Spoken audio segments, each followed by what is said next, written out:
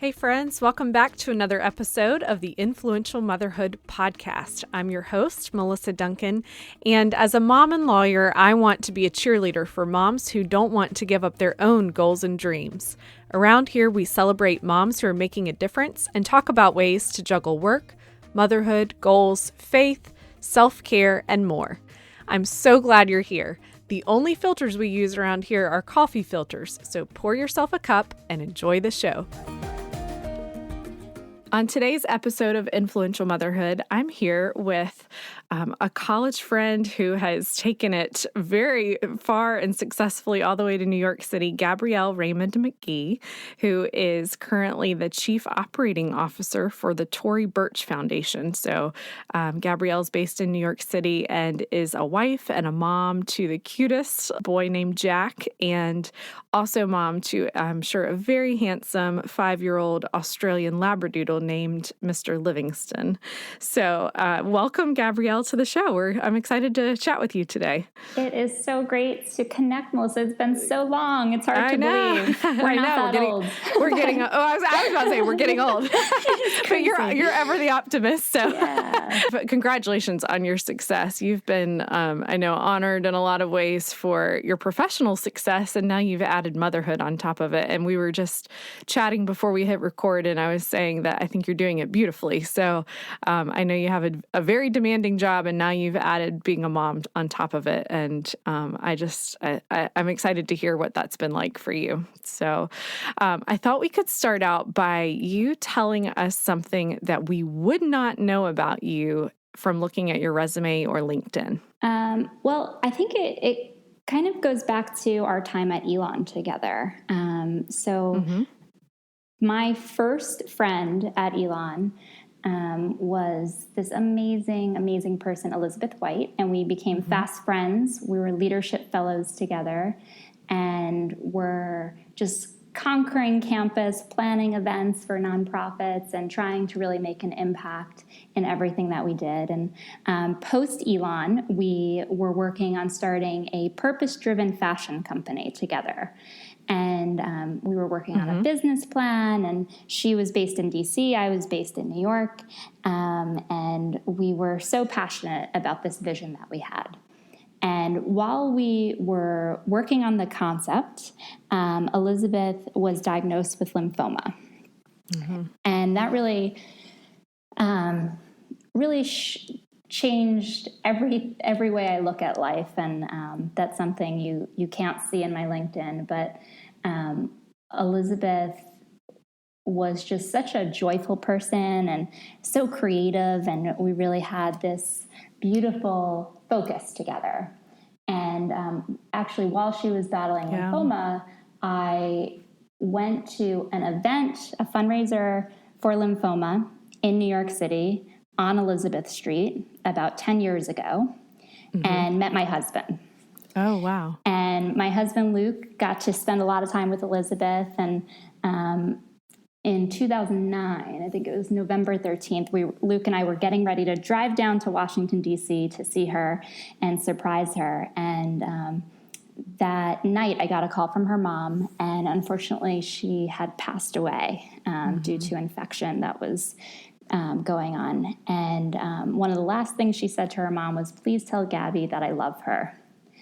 And that really stuck with me because about 6 years ago, Tory Burch, the designer and ultimate woman entrepreneur, asked me to join her team to really level the playing field for women entrepreneurs. And it was a no-brainer for me to join her team because I felt like I was continuing the work that I was doing with Elizabeth by empowering these women entrepreneurs. And strangely enough, Tory's first store was on Elizabeth Street in New York City, right down the road from where I met my husband. Oh, my goodness. And strangely enough, my boss at Tory, who is my mom mentor and just everything to me, she wrote a book about her family called Elizabeth Street. So there are all these like crazy connections back to Elizabeth. And I will say she's really been my North Star in my career and my life.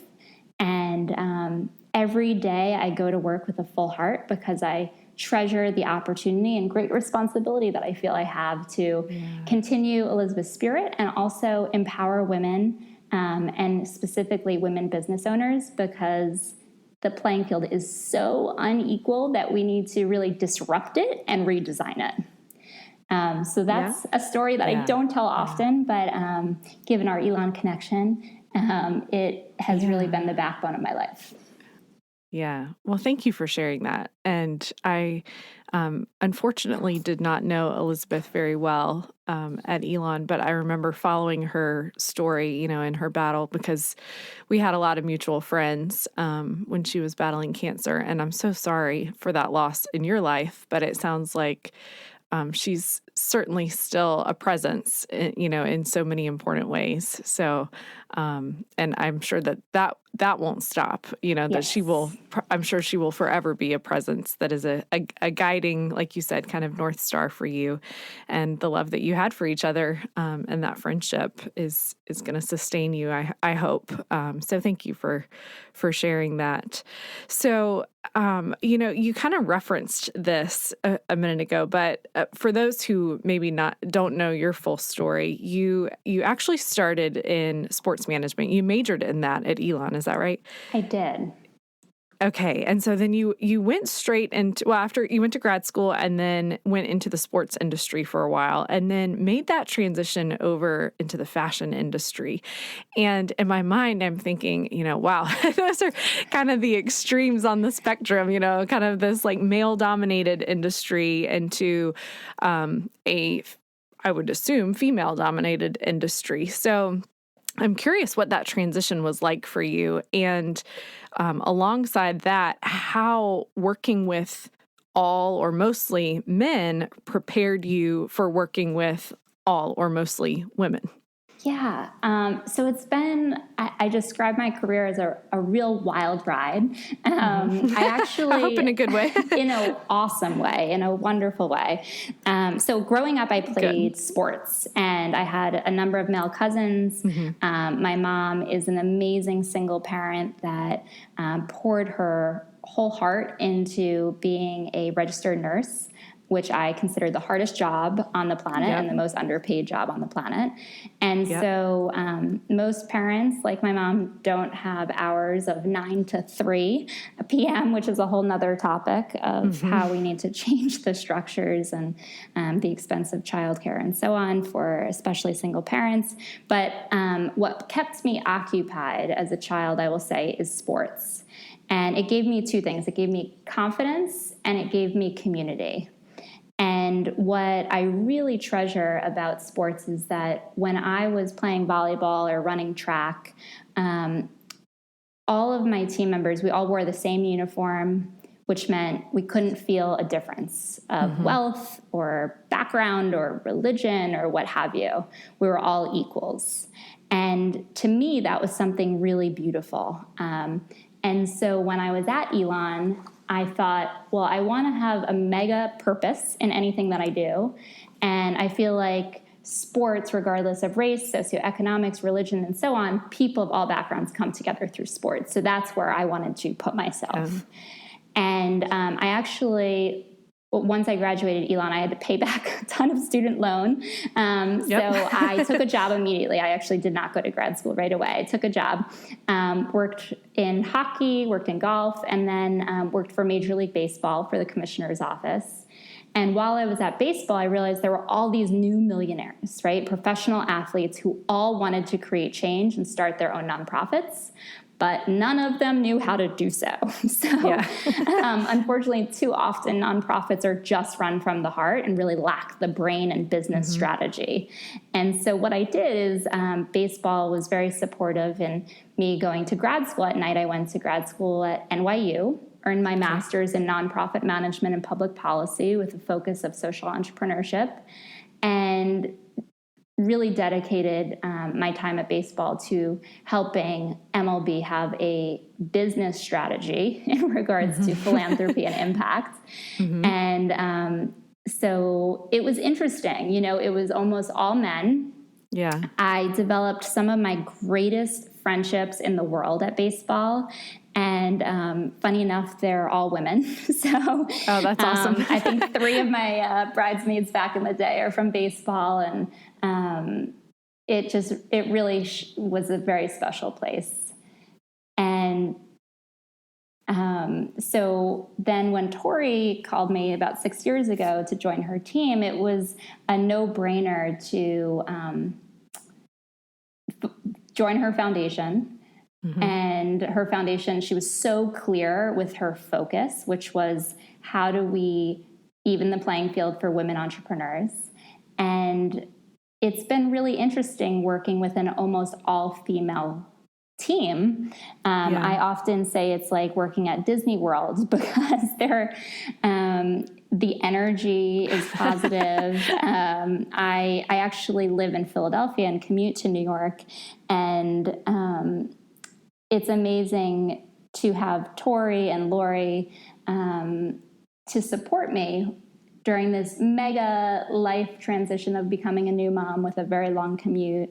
And I think I returned to work in November, and in January, Tory and Lori asked me to become the chief operating officer. And I thought that was such a testament to the culture of Tory Burch to empower a woman at a time where, unfortunately, so many women are grappling with identity, are grappling with their careers, and instead of feeling confused or isolated, I felt so empowered by Tory and Lori and my team. And so I think it's just a testament that women are more community focused. That doesn't mean that men don't think about their kids or families. It's just we think differently. And one thing that really resonates with me is Tory often says, being a feminist doesn't mean you hate men. It just means you believe in equal rights. And hopefully that's something we can all get behind. It's been a really interesting case study working in sports to fashion. Yes. No, I can only imagine. So tell us a little bit, just kind of generally about, I know you kind of touched on what the foundation does, but just practically, what is your mission when you go to work every day, in terms of your job and supporting the foundation? Yeah, so my mission is to focus on redesigning systems and the way we talk about things. So, for example, Embrace Ambition, which is our real flagship campaign for the foundation, is focused around removing the stigma around what it means to be an ambitious woman, because men are celebrated when they're ambitious and women are ridiculed and torn apart. And especially when I was working in sports, I really felt that difference that I had people say like, oh, you shouldn't raise your hands so much, or let the executives speak, and they were always white men. So I'm really focused on changing the systems. With women entrepreneurs specifically, if you look at the stats, they're terrible. 2.2% of venture capital goes to women. Wow. Why? Oh my goodness. 75% of venture capital partners have 0 women partners. Oh my goodness. So there are all these cultural and organizational impediments that we're really focused on changing. I think it's less than 2% of women entrepreneurs will ever reach the $1 million mark. And part of that goes back to access to capital. But since becoming a new mom, I'm also really enlightened. I'm a natural researcher. I'm sure you remember me mainly at the library when we were in college. Yep. And so it paid off. But before becoming a new mom, I did a ton of research. And I actually reached out to some friends at the Clayman Institute at Stanford, which is the Institute on Gender, and was enlightened about how archaic our systems are, specifically around working moms. So, for example, I think it's like less than 74% of professional women will rejoin the workforce in any capacity after having a baby, and only 40% will return to full-time jobs. Isn't that crazy? It's a problem. Wow. That's just incredible to me. Yeah, it's a huge problem. It's a huge problem. And that's, that it all circles back to, why I started this podcast, which we won't go down that road right now. But, I think you can probably, this might resonate with you, looking around as a woman in your mid 30s with kids and kind of wondering like, where are all the other women in their mid 30s with kids, in the workforce? Mm-hmm. You really have to look hard to find them, those who are making a concerted effort to advance professionally right after having kids is not something that you see often. But I don't think it's about the woman's decision or choice. I actually think it's, first of all, if you have the choice, if you can work or not, that's a huge luxury, right? There's so many single parents in America that do not have that choice. So if you have the choice, that's a luxury. Yep. But if you have the choice, there's also the high cost of childcare and flexible work cultures. I don't know about you. I love my husband to death, but there's the disproportionate brunt of unpaid care that we as women take on. So I think there are all of these mega issues. And it's really summarized by saying like, there is a mother penalty. I also thought it was interesting when I was on parental leave, how many people asked me if I was returning to work, but they'd never asked my husband if he was returning to his job. And so I found that fascinating and continued to dig even deeper.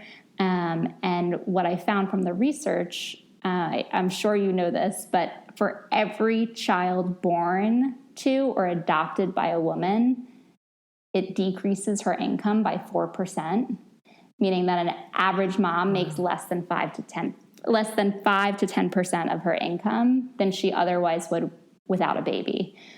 Whereas a man's income goes up by 6%. So there's this whole bias around what you can take on as a mom. And I think working moms are totally underestimated. Yes, I completely agree. And I agree with what you said about, if you have the choice. And I think a lot of women who do have the choice, I think that because the system doesn't naturally support it, often becomes a choice. Well, it is easier. I'm using air quotes, easier in so many ways, because of, like you said, time and money, in childcare, and then they're not feeling the support from the place where they work or from the industry that they work in, to be able to continue on in a way that they feel like supports them and their family. Exactly. Which I think is really challenging. I think it's really important. And as someone raised Catholic, there's the Catholic guilt that comes along with life. But I will say there's this whole guilt around being a mom. And so I find it fascinating. My sister-in-law, she has 4 kids that she had in under 5 years. And she was a teacher and now stays at home. And she's an amazing, amazing mother. And I had invited her to one of our Embrace Ambition events in Philadelphia. And after the event, she said, it was so wonderful to attend and hear from Tory's mom, who had so many companies, so many different business ideas that all were related to family. And they were all like a flower arrangement company, or they raised dogs, like all these interesting at-home business ideas. And my sister-in-law said, I thought I was going to come to the event and feel like judged for not being in corporate America or for not being a full-time worker. And so I just think it's important. It's not so much that you must advance your career. It's that you must advance your ambitions, whatever they may be. Yes, I love the way you said that. Yes, I completely agree. And thank you for saying that, because I think that